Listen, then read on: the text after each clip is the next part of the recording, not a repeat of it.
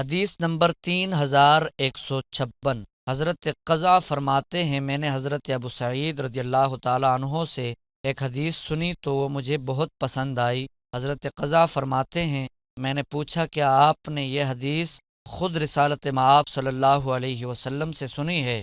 انہوں نے فرمایا کیا میں رسول اکرم صلی اللہ علیہ وسلم کی طرف ایسی بات منسوب کرتا ہوں جو میں نے آپ سے سنی نہ ہو؟ فرماتے ہیں میں نے آپ سے سنا، آپ نے فرمایا 3 مساجد کے علاوہ کسی مسجد کی طرف زیادہ ثواب کی نیت سے سفر نہ کیا جائے، اور میں نے آپ کو یہ بات فرماتے بھی سنا کہ کوئی عورت 2 دن کا سفر کسی محرم یا خاوند کے بغیر نہ کرے۔